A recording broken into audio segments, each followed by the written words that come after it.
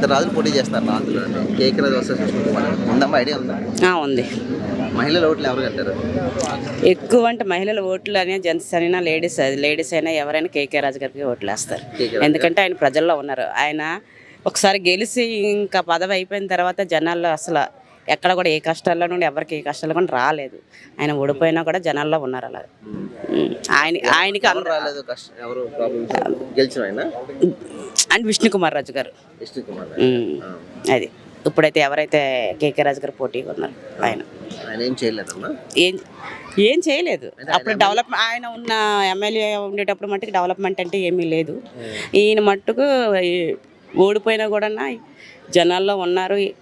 రోడ్లు కానీ డ్రైనేజీలు కానీ జనాలు ఇది ఆ లేడీస్కి కానీ ఏ కష్టం వచ్చినా కూడా ఆయన ముందుండి ఏ పని చేసేవారు. ఆయన మీద అందరికీ సింపతి ఉంది.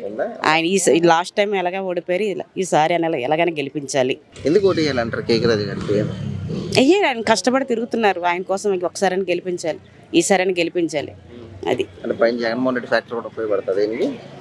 ఆయన చేస్తున్న సంక్షేమ పథకాలు కానీ, లేడీస్ విషయంలో పథకాలే కానీ, చెయ్యొత కానీ, పిల్లల విషయంలో అమ్మఒడి కానీ, నాడు నేడు ప్రోగ్రామ్, స్కూల్ డెవలప్మెంట్ కానీ ఏదైనా.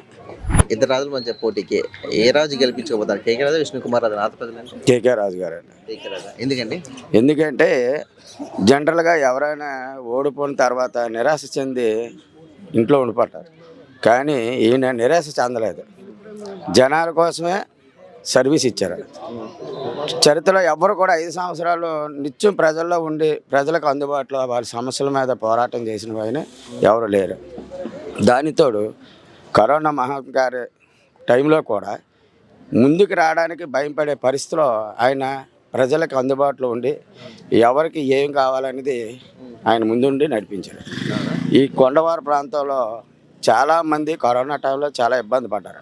అలాంటి పరిస్థితిలో ప్రతి ఇంటికి ఈవెన్ ఈ రోజుకి ప్రతి ఇల్లు 3 సార్లు టచ్ చేసిన వ్యక్తి నార్త్లో ఇప్పటి వరకు ఎవరు లేరు. నిత్యం ఎవరు కూడా. ఎందుకంటే ఎవరు ఆ చివరి మా ఉండి నార్త్లో ఈ కొండవార ప్రాంతంలో ఆ చివరికి వెళ్ళాలంటే ఎవరు ఎక్కలేరండి. ఇప్పటి వరకు మాకు తెలిసి ఇప్పటి వరకు ఇంతమంది ఎమ్మెల్యేలు వచ్చారు, ఎవరు కూడా కొండ చివరికి ఎక్కిన వ్యక్తి ఎవరు లేరు.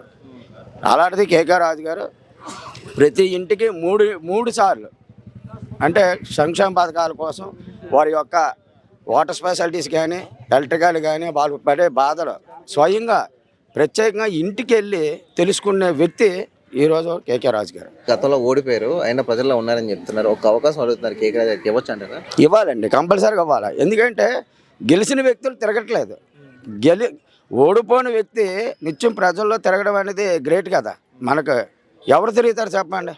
ఓడిపోయిన వ్యక్తి ఎవరు కూడా తిరగరు. ఏదో వాళ్ళ దగ్గరికి ఎవరో వాళ్ళ కార్యకర్తలు వస్తే ఏదో ఉపయోగపడదాం, ఏదో సర్వీస్ చేద్దామని అనుకుంటారు తప్ప నిత్యం ప్రజలకి సర్వీస్ చేద్దామని ఎవరు ఉంటారు ముందుకి? అలాగే ఎవరు ముందుకు రారు కదా, సహజం కాదు కదా. కేకే రాజు గారు సొంతంగా కూడా చాలా డబ్బులు ఖర్చు పెట్టారు. మరి ప్రజల కోసం ఖర్చు పెట్టారు కదండి, ఖర్చు పెట్టారు కదా. ఆయన సొంత డబ్బులు ఖర్చు పెట్టారు కదా నిత్యం. మరి ఓడిపోయిన సింపతి ఉందండి. ఓడిపోయిన సింపతి ఉందండి, ప్రజల్లో బాగా సింపతి ఉంది. అందుకే అంటే పార్టీలకు అతీతంగా చాలామంది పబ్లిక్ ఏంటంటే ఇప్పుడు పార్టీలతో చూడట్లేదు. కేకే రాజు ఏంటంటే ఓడిపోయిన వ్యక్తి, నిత్యం ఓడిపోయిన వ్యక్తి ప్రజల్లో ఉన్నారు.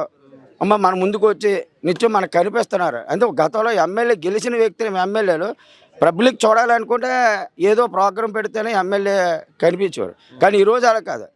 ఎమ్మెల్యే కూడా ఓడిపోయిన వ్యక్తి అమ్మ కేకే రాజు మన ఇంటి ముందుకు వస్తున్నారు అంటే ఓడిపోయిన తర్వాత కూడా మన ముందుకు వచ్చి ఆయన మన సర్వీస్ ఇస్తున్నప్పుడు మనం ఒకసారి అవకాశం ఇస్తే ఇంకా మనకి సర్వీస్ ఉపయోగపడతారనే ఉద్దేశంతో పబ్లిక్లో అవేర్నెస్ వచ్చిందండి.